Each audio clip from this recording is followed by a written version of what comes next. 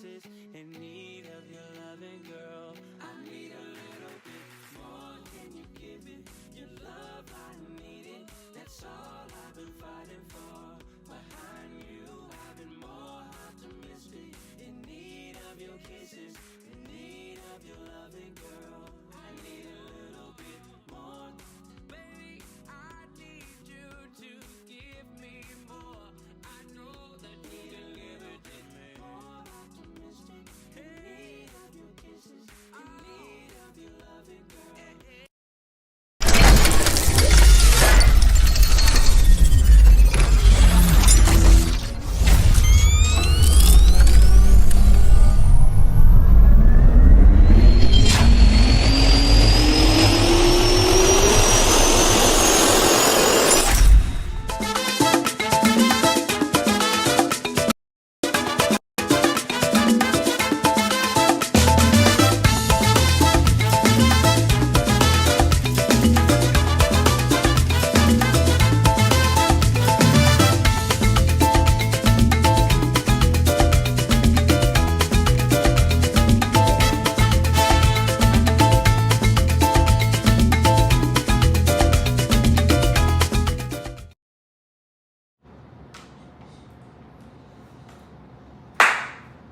And welcome back, everybody. It is me, your boy Rico No Suave, here on a 1-2-1-2, ready to go with each and every one of you guys.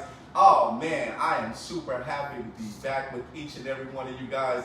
Man, you know, life is good. Life is good. Life is precious. And I'm hoping that you guys are actually enjoying yourselves as well too. You know, one of the biggest things.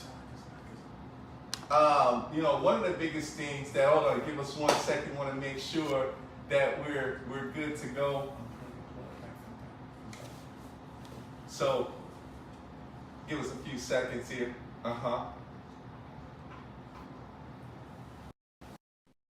All right, let's see if this actually makes it a little bit better, everybody. Yes, welcome to the show. It is me, your boy Rico No Suave. I'm hoping you guys are ready to go because I am super, super happy to go as well, too. So, woo! Another Wednesday. Yes, another Wednesday. But, you know, we're going to get this show on the road because we got a fun-filled packed show for you guys today. And thank you guys so much for your support. Don't forget, if you're here live with us, go ahead and you know, just shout out where you're in from, as far as just say hello to Rico No Suave, say hello to the guests, participate, because it's all about you as well, too. If you're on the TV, just wave. I'll wave back as well, too. So thank you guys so much for actually being here. Let's get it on. There's something called Vegas. Las Vegas, everybody. Woo!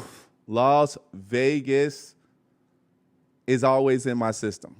I love Las Vegas, everyone. But I got some news, of course, and thanks to the Vegas Brew, Beatrice Davis, actually showing some love in regards to knowing that I love Las Vegas. But one of the biggest things about Las Vegas is that over time, when COVID hit, you know, there's things that actually changed. But I got something that was actually brewing that was not good. And we go to this next one. The Strip is emptier this year. Now, when we talk about something of being like dead on the Strip, that means that there's a percentage of what actually happened that came down to a certain percentage. In June, 11%. It was lower in regards to what's going on as far as with the Las Vegas Strip. Now, if you've ever been to Las Vegas, you know it's always light and glamour. Lights, camera, action. But in this case, Las Vegas has actually took a big dip because people are now saving their money. The economy is growing, going high. Inflation is happening. So people, even from foreign countries, are actually, taking it easy in regards to, hey, I'm not going to travel because I don't have that much money to spend. So it's actually hurting Vegas as much. It also hurts the staff and the people of tips. They don't get as much tips in regards to what they're doing to perform, as well as for bartenders and people that work in restaurants. So I hope this actually, tells you guys that hopefully you'll be able to go to Vegas and support the shows, and hopefully you'll be able to go and help Las Vegas, because I love Las Vegas, everyone. I love Las Vegas. So I wanted to just keep you guys aware in regards to what's going on. If you ever been to Las Vegas, hey, if you haven't been to Las Vegas, hey, you know what to actually do. Go back to Las Vegas. And also I told some people in Las Vegas, make sure they bring those steaks back for only like $10, $10.99, because those ribeye steaks was really good. Let's get it on, everybody. All right, everybody, I got to introduce this young lady. Oh, my God. When I tell you 35 years as being an Emmy-winning actress, there are some things that you have to be able to know that there's legendary status. Legendary status in general with this young lady here is sometimes it can be nervous for me to be able to have her in the presence, even if it's virtual. But she has been on great soap operas, great movies, great TV shows, step by step. I want you guys to put your hands together for none other than Patrika Darbo. Let's go. Hey, Patrika. Hey, my How hair are you, color's love? changed. Woo! How are Hey, you? I am great. How are you? Honey, I'm hanging in here, so I'm good. Thank you. That's good. That's good. Hey, I'm so happy that you're here with me because, you know, of course, there's that part one and part two. I tell my audience, I said, when I have great guests like this, there's a part one and there's going to be a part two. That's what the talk show is all about. So, because there's so much to cram of 35 years of excellence in this, you know, we try to get at least 60%, at least. You ready? Mm-hmm. I'm ready too. Let's get it on. All right. Becoming an actress takes a lot of practice. To become that role in TV shows, commercials, and films, what were your stepping milestones that you took to become recognized in the industry? Well, I mean, I met my husband in theater, so I loved theater. Bucket list is to go to Broadway. Uh-huh. I think I did in my college, going to college, doing that. I did the high school plays. I did college plays. I did little theater, 99 Nice. cent waiver, and just study, took classes. So I have to emphasize, do all of it. And there are small roles, but you can make them big and have a good time with them. And each role you take just moves you forward and doesn't take anybody to tell you otherwise, but you should always be kind, because the secretary that's in front of the casting person could be the casting director next week. Nobody should have Yeah. to tell you to be kind to one another, but it pays off in the long run. Yeah, I think, for the milestones that you stepped through, and we kind of talked about this behind the scenes when it came to theater, right? Theater in regards to being an actor on stage, live in person, as far as with a live audience, and then taking it to the cameras. Of course, you were involved in those different areas within the industry. When you were actually between live audience and also going behind the camera where people will be able to be a live audience to see you on a big screen, how did that actually help you to be able to know how to just perform overall between theater and also in, the camera in front of you? Well, I mean, they're excuse me, No they're worries. different genres. So, I mean, on when you're doing stage, you memorize those lines, you memorize your blocking, and that's it. I mean, there's no cue cards. You don't get to go back. That's what you need to do. When you're doing episodic television, that's generally an hour long. So you may shoot the beginning and at the end, or the end, the middle, and back and forth, because it varies that way. If you're doing a sitcom, the show you read on Monday may not be the show you thought you shoot on Friday, Yeah. because there'd be little changes to the script. And then between the show's taping on the Friday, the first show may have a couple dialogue changes for the second show. And then if you're doing like the soap operas, which is, I have to say, some of the hardest work ever, because they shoot a movie script a day. Then Wow. there are no cue cards. There's nothing there. So if you're heavy in a show, you may have to memorize between 30 and 40 pages. Ooh. And then the next day, you got another 30 and 40 pages. And then they may skip a day so that you can memorize what you're going to say in the next 2 days. So it's very hard. I have great respect for my peers there. And I also have to say that some of the fans from daytime have become fast friends, Yes.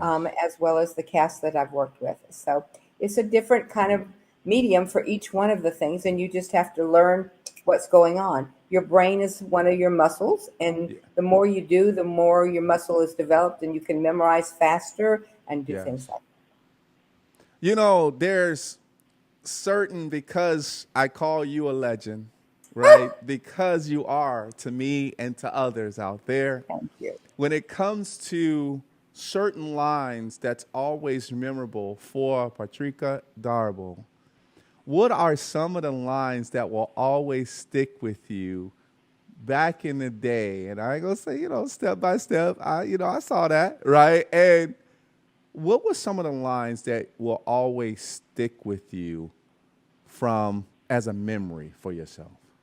For me, probably from Daddy's Dying, Who's Got the Will, which I did for 2 years on stage. Got to go to Edinburgh, Scotland, and perform for the Fringe. And Beverly D'Angelo was kind of my nemesis in this, though she was a sister-in-law. And I had my character was, "Hi, everybody, I've lost weight." And she would say, "Well, look behind you, you'll find it." So those were two of the things I'll remember. Bless Del Shores, the writer. So, and just other things there's other shows and stuff like, I know people always go like that. You shouldn't have been from Minneapolis and you'd still be alive from In the Line of Yeah. Fire. Just little things like that. And sometimes you go, what the hell is the line I'm supposed to say next? You're confused. But yeah, but that's what it is. There's a few of those, yes. I like that. I like that. I'm gonna have to, if somebody ever tell me that, as far as, or tell me that, hey, man, I lost weight. Well, look behind you. There it is, right? I like that. It So happens. it's like, where did it go? It's right there. Check it out. I love it. I love it. There's so many, when we talk about these memories and things that actually sticks with you, as well too, but there's also the peers, and you kind of spoke on the peers as well, of over time of actors and actresses and also producers and people from the staff that you work with throughout your journey. I do want to dig a little bit into Step by Step, since I really liked the clip. It was a bar fight. That I was actually watching. It was hilarious.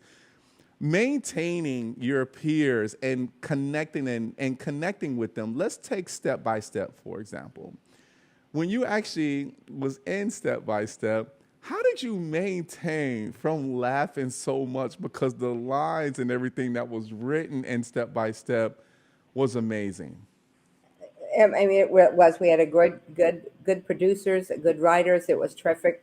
Working with Patrick Duffy and Suzanne, may she rest in peace. It was so much fun. And Peggy Ray, who played my mom and Suzanne's mom, Yeah. she's passed also. But and I still talk to Patrick. And in fact, two of the girls from the show have their own podcast. So which Okay. I've done, and I know everybody from there. I'm still friends from shows I shot in the '80s. I can remember going up to John Stamos, and he said, "Oh yeah, you were in this show with me with blah blah blah." So, and Wow. people remember you. It's fun. I've had a good career, and I'm still going because I ain't dead yet. That's right. Yeah. And you'll always be here. You will always be here. Thank you. Comedy is with different roles, right? Because Step by Step is basically a TV comedy itself. And also you played a little bit in Roseanne as well, correct? Well, I was in her show. I played Dan's dream lover in the show, and then I got to reprise her life story in the NBC Roseanne and Tom behind the scenes. So I played her, and I was also on her show. And I went to her party and stuff listen, at one point I was holding her grandchild, and she going, "What's she doing with my grandchild?" Anyway, it's lots of little memories along that way. Let's go. Has comedy ever been a big factor for you to have roles? Because I know, being a legend as yourself, this is going to be the word throughout the whole show. When it comes to you in different roles, you got drama, you got horror, you got different types of personality and roles that you play. What part of comedy? How did you get into the piece of comedy for a specific role?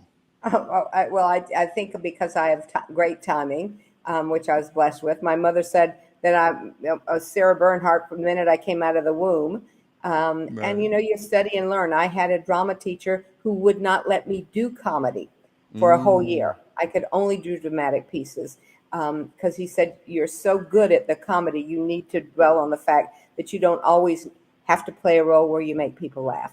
So he was the great. His name was Cal Yeomans at Theater Atlanta in Georgia. so this was natural. So comedy is natural within your system.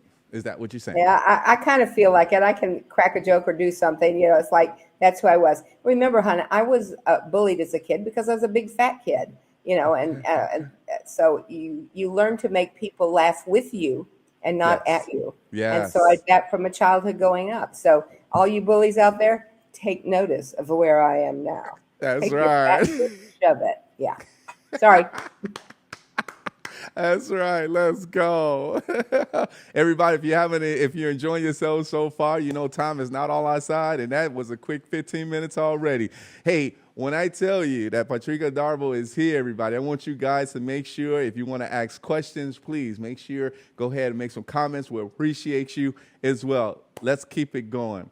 So, Patrika, in regards to learning roles, understanding the industry, let's say understanding the industry overall, because understanding theater, you have that piece. But when it comes to film, how was it you connecting as far as with different producers, different like writers and things like that for like TV shows and also for movies?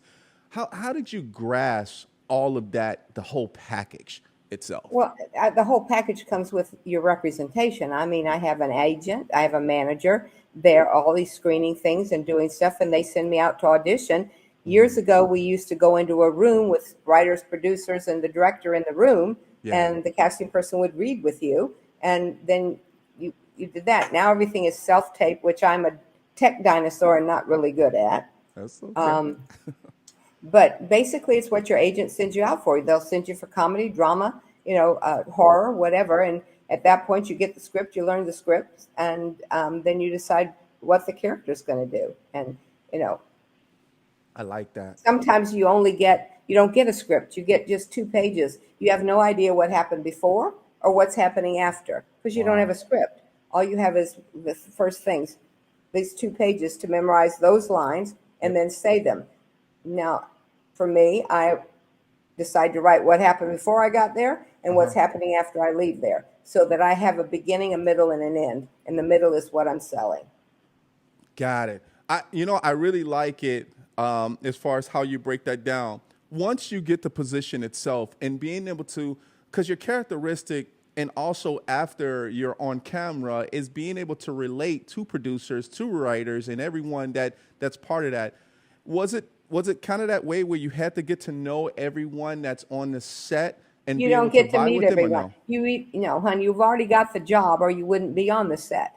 And then Yeah, that's basically true. you're in your dressing room or getting a cup of coffee I until they see. call you to come on set. So you really don't have a lot of interaction until the director says, "I'd like you to do this. I want you to step over here, and on this line, I need you to cross over here." And Yeah. so you're taking the directions there. But once you have the role, you virtually, in fact, at this point, you don't get to meet anybody. As I said, you're doing a self tape with a fellow actor who's Yeah. filming you on television, like we're doing our Zoom or sketch or whatever we're on right now. Uh-huh. But that's it. You don't have that much interaction. That's why you, as a performer, need to do your studies and figure out what happened before. This is what I'm doing now, so I make that, and then I've got someplace to go over here. It's I that kind of. like that. Got it. Got it. Got it. And I'm teaching the youth out there so they know as well how it's supposed to actually be. Because sometimes, I get people that come up to me and it's like, man, I see that you're actually interviewing a lot of actors and also producers, and I want to get to know them. And I'm like, I don't think it works that way. I think it works a totally different way with you getting the position like it's a job. You go in there, you do your job, and then you go, right? It is. So, It is your job and stuff. And it's like, sometimes I've had family friends who want to talk to me about, what's it like working in the hospital? What do you think about this? And I'm going, Yeah. I don't work in the hospital. You're a nurse. Would you like me to ask you how many patients you attended today? No, Right. it's my job. I go in, I Right. do my job the best I possibly can because that job I've got, it's the next job I want. So Yes. you do the best you Yes. can. If you're encouraging young people, I would say put the telephone down Yep. and read a book. Mm-hmm. Read a classic. Take a Mm-hmm. Shakespeare class. Okay? Yes. Let's go. Everything is not right here anymore. And Right. that's and in your prologue you were talking about, or your prologue talking about Vegas. Well, people can gamble on their phones now. They can go to an Mm-hmm. Indian. So Vegas is hurting, and Vegas really has to come up with something that's going to attract people and get Yeah. them back to the tables, do stuff. It's that kind of thing. But it's any business right this moment. Things Yep. have changed so much. People don't go to the movie theater anymore because they've got a giant screen on the wall, and you could download anything. So it's really hurt everybody's business. That's So. right. And I agree with that because I'm used to going to the dollar films on a Saturday, showing my age at 12 noon to be able to see a nice Honey, I movie. went when it's 25 cents to get into the theater and 10 cents for popcorn. Let's go. Trust me. I know I look damn good, but I am old. So, You look fabulous, baby. I love it. Yes, yes, yes. But I think, you're right because you got Netflix and, you have Hulu and you have everything that's streaming online. But I do miss the connection of the movie theaters. You well, I don't mean, I see think them out as much. it's always nice, but unfortunately now, if you're going to the theater, you got it. Somebody can't afford a babysitter, so two kids are crying next to them, or there's somebody Mm-hmm. that's going, "What did he say? What did he say? Did he say something over there? Oh, look, isn't that dress real cute?" And you're going, "Shut up, Right. listen to the movie." So, Right. Right. crazy. So go I'm to a so matinee where everybody's at work. right. Hey, that's 12 and 3. Exactly. And when you Yeah. get the senior discounts, real good. Uh-oh, yeah, that was mom's right there. My mama, she had always asked for the senior discount. There you go. All right, let's keep this party going. Let's keep this party going. So we went through the stages of your milestones, right? As far as Yeah. things that you've learned across your journey. Then we start talking, of course, what the youth needs to understand by putting the phone down and reading the Shakespeare, and you need to be able to read to be And able to take a class. understand. Be with fellow performers.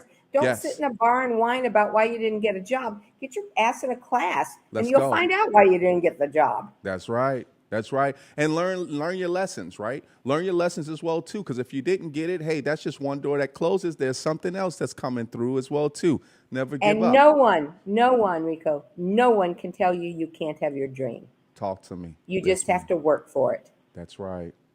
Do you think, because I'm a workaholic, right? I love working, right? And I love helping people. Do you think there is a lack of, let's say self-esteem. Let's take self-esteem.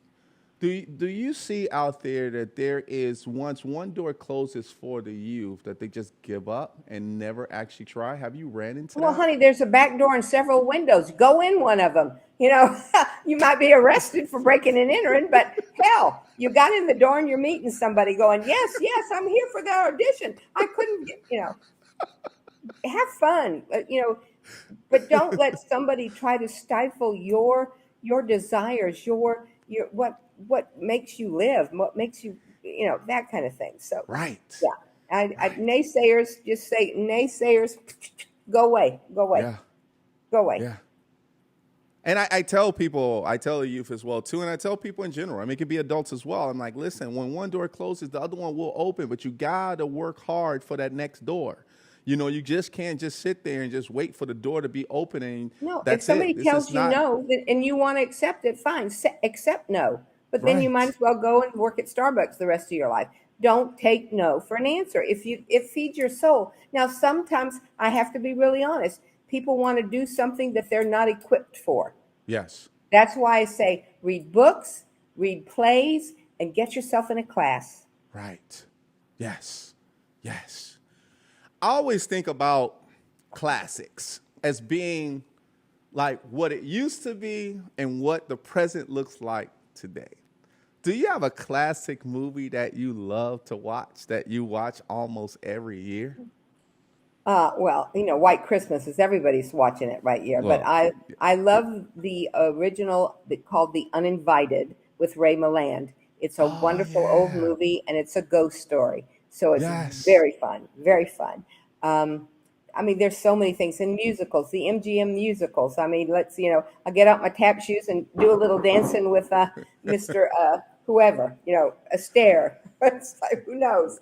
Um, but yeah, those old classics were there. But that was when the studios were run so different. I mean, you yeah, were under contract all the time. You couldn't do this or that. I think Betty Davis was the first to kind of sue and say, I don't want to be locked into this. I'd like to be able to do other things in other studios. So, that kind of thing happened. But again, at the same time, it was a good thing. You didn't have scandal. You didn't have things going on because they had publicists and people that reined everybody in. I mean, I think in the 40s, Hedda Hopper and I don't remember the other one's name. They could not go to Palm Springs because people may be shacking up in Palm Springs or not with their wife and yeah. something else. So, but everybody was well protected, and we didn't have the scandal sheets.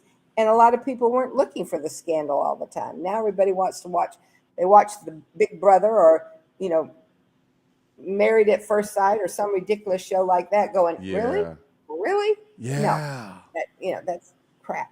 Crap, crap, You crap. know, it's crazy because I mean, once we come from a commercial break, because we're already here and time is not on our side, but we do have Beatrice Davis. She is checking in with us, and she does have a question for you. She said, "You've broken barriers in Hollywood by challenging stereotypes of what leading ladies should look like. How important has that been for you, and what impact do you think it had? It had on the industry?" Well, my talent is not the piece of fat hanging over my belt. My talent is on the inside. Yes. I've fought those barriers a lot of time. I usually am the ditzy neighbor or the ditzy best friend, and that was okay because she couldn't fit into size 12. I always say I'm a size 2, but I have a 0 after my 2 instead of in front of it.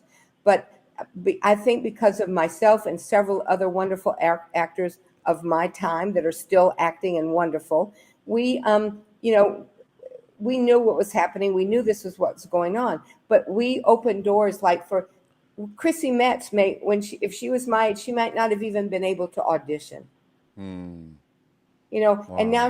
she's had 2 wonderful series. She's so talented, and her talent is not based on her exterior. It's what's inside. The talent is inside and what she brings forth. Let's go.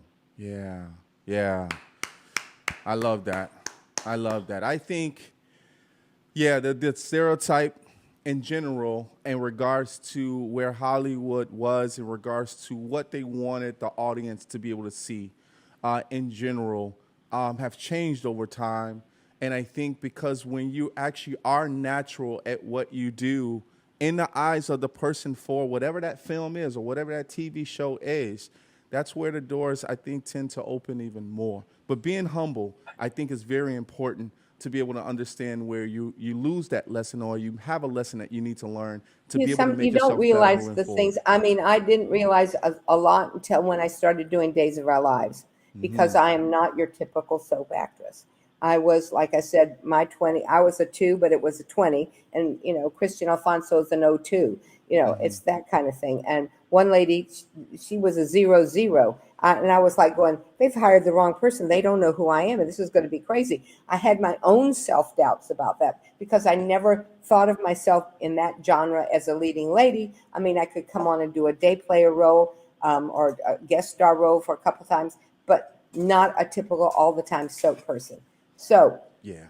when I got a letter from some young lady, and it'll make me cry, and I'm going to try not to because I got to get out of here. Okay.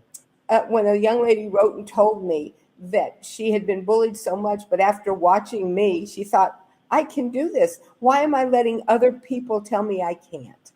And she went on to do other stuff, and she still keeps in touch with me. So Oh, those are, just wonderful little things that helped me to keep going and realize that I am making a name for myself. And that wasn't my goal. My goal is to act. That's what feeds my soul. So I love that. Feeding your soul, you also feed other souls with your humbleness and also with you as your personality and your characteristics. And just by me just interviewing right now, I can definitely tell you're passionate in regards to what you have done and how it keeps you going as well too. So this is why legendary status is here today, everybody. Patrika Darbo, yes. And we say in Espanol, Patrika Darbo. That's what we do around here. Hey, Patrico, you know, we have a commercial break that we have to take. It's going to be only a minute, and I will miss you for that minute, okay? I'm just letting you know. okay. All right, everybody, we got to take a quick commercial break. You already know Rico No Suave, Patrika Darbo is here with us. Let's go.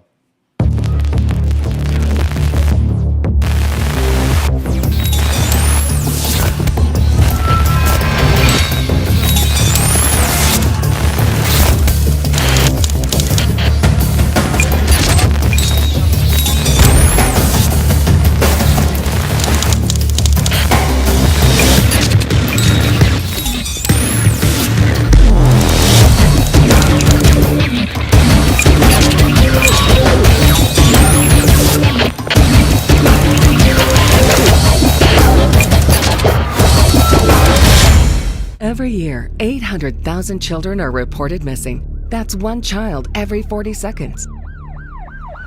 It's every parent's worst nightmare. Right now, there are 483 missing children cases still open. Your card donation can help keep kids safe and bring missing kids home. Donate your unwanted card today. Fast, free pickup, 24-hour response. Plus, you'll get the maximum tax deduction. Call 800-723-2013. Feeling sluggish? Struggling with stubborn weight and visceral fat? It's time to reset with Fupa Water. Packed with powerhouse ingredients like spirulina, turmeric, and aloe vera, Fupa Water is your daily detox and hydration boost all in one. Flush out toxins, energize your body, and say goodbye to that stubborn belly fat. Ready to feel lighter and stronger? Get yours today at fupawater.com. And for a limited time, use code RNSS for the Rico No Suave show and get an additional 10% off.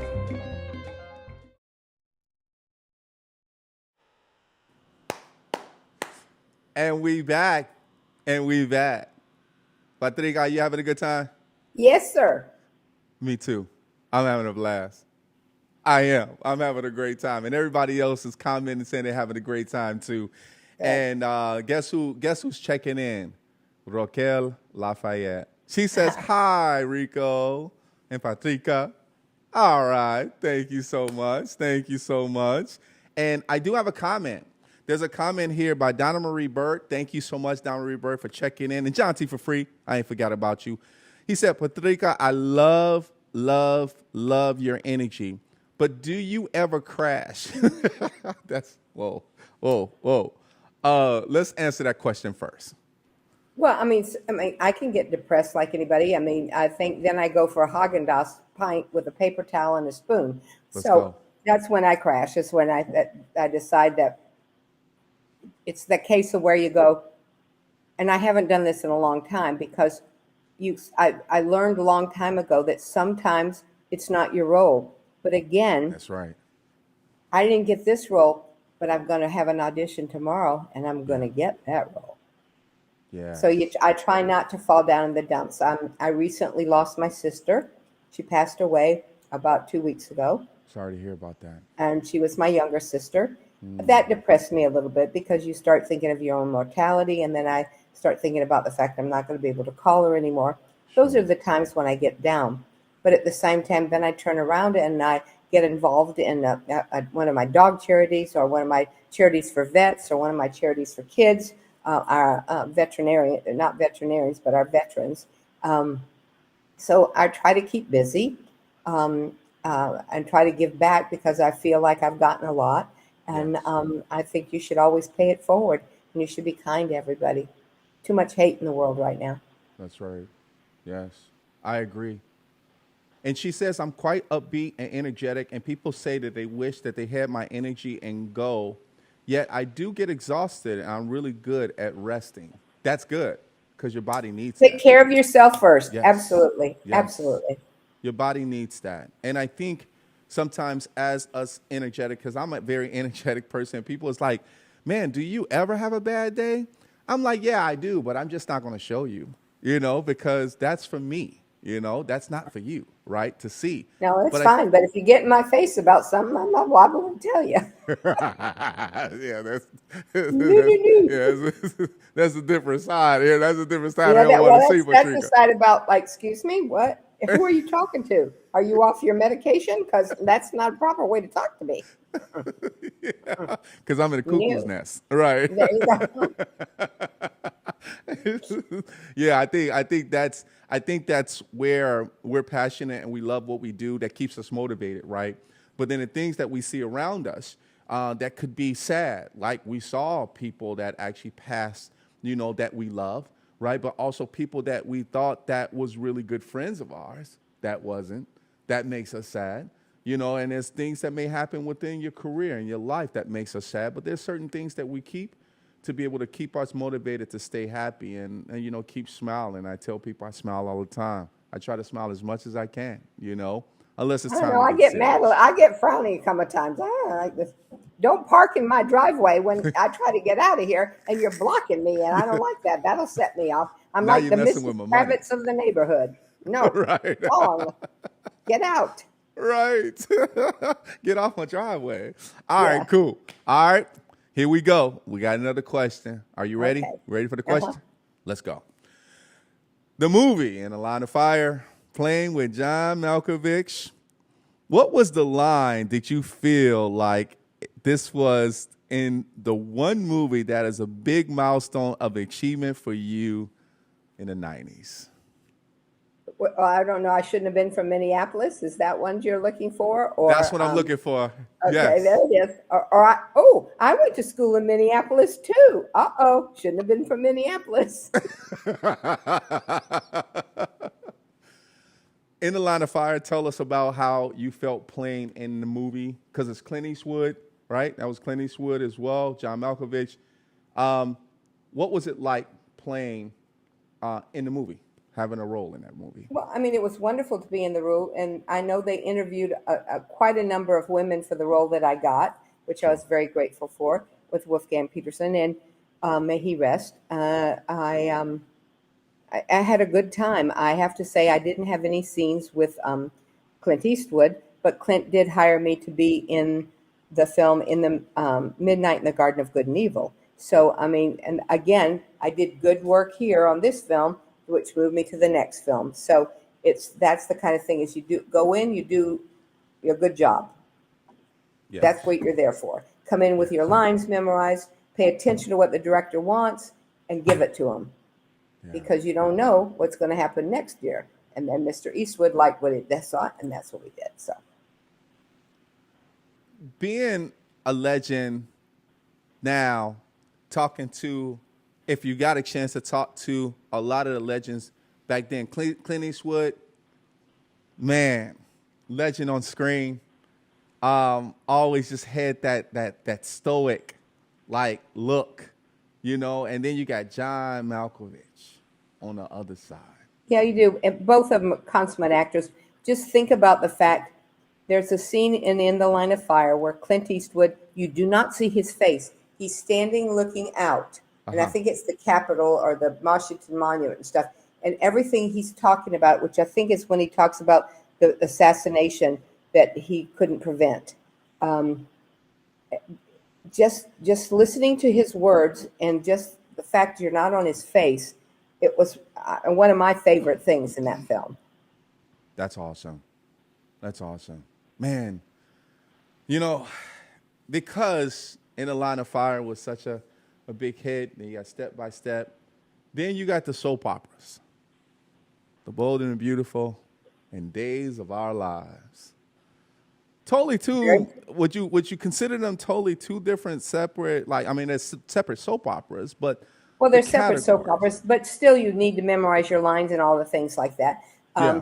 They have different ways their show works, and both of them. So the different things. I mean, and again, it was two different characters.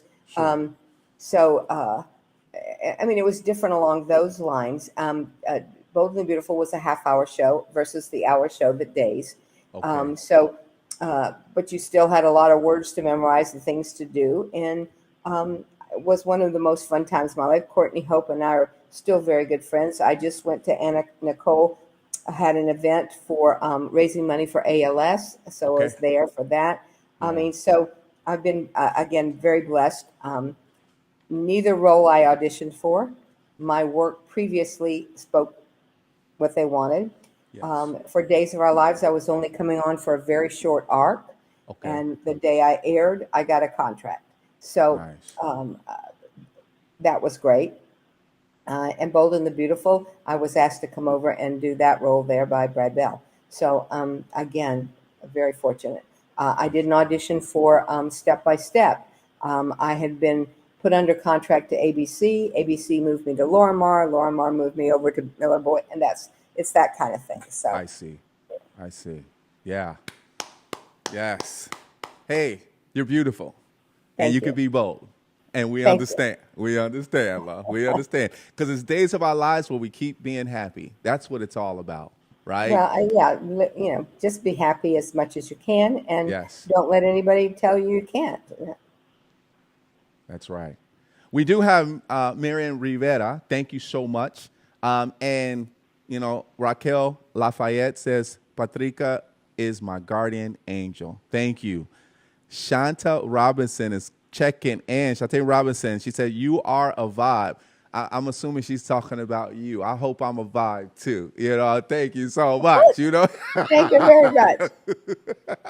Sometimes my vibe is high, sometimes my vibe is low. So very sweet, very sweet. Thank you. Very awesome. Marian Rivera, I do want to make sure we get that question out.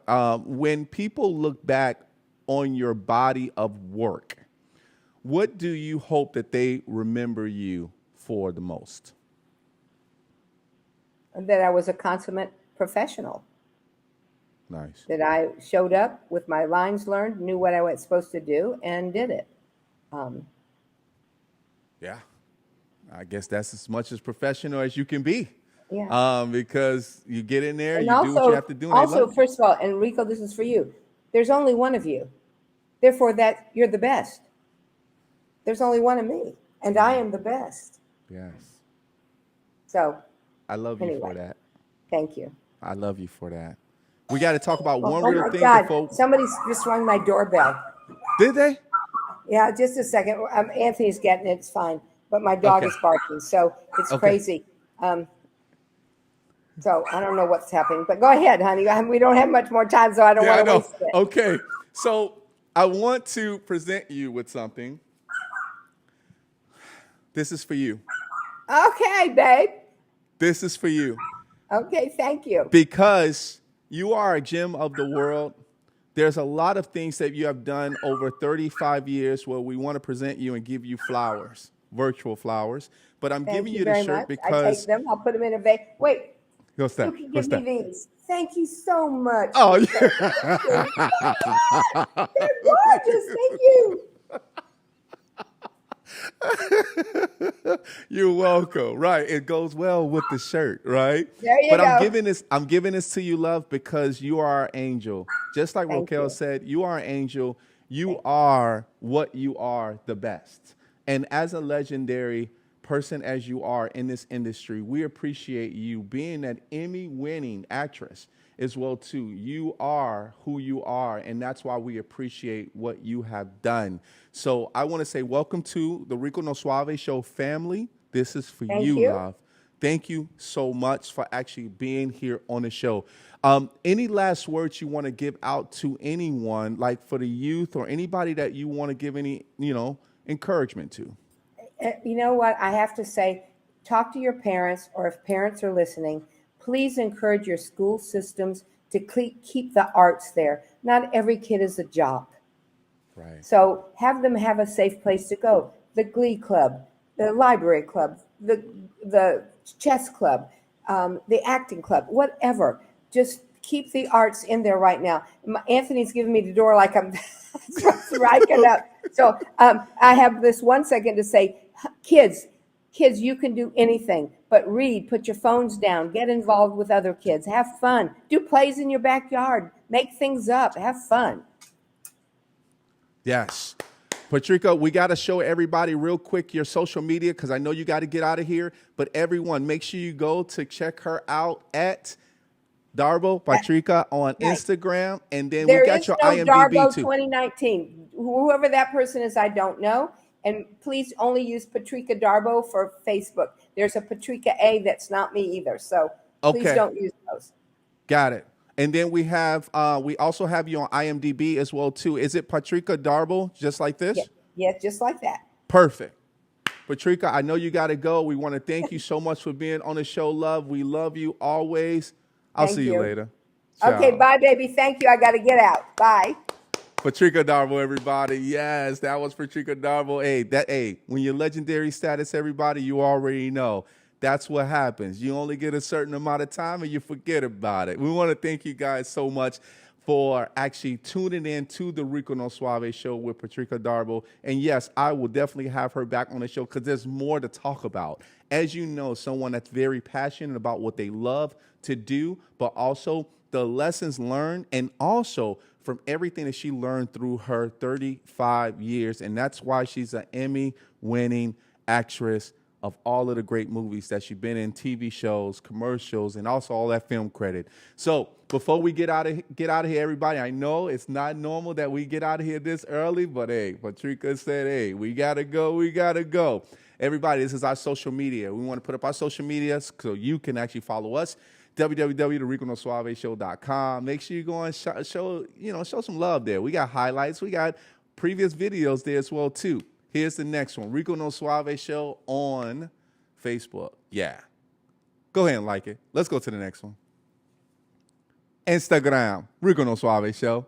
Go there. You can do that too. Oh, this is a good one. Make sure you subscribe to the YouTube channel, everybody. We like subscribers. We love them because we like to notify you when we go live. Last but not least, we got Mixcloud. Yes, Mixcloud turns into a podcast. Rico No Suave Show, everybody. Make sure you go to Mixcloud.com/Rico No Suave Show. Everybody, we got to get out of here, but we want to thank you guys so much for being great people, like always. And always continue to stay positive. Always continue to stay happy. Until next time, everybody, as we end off the show, just like this.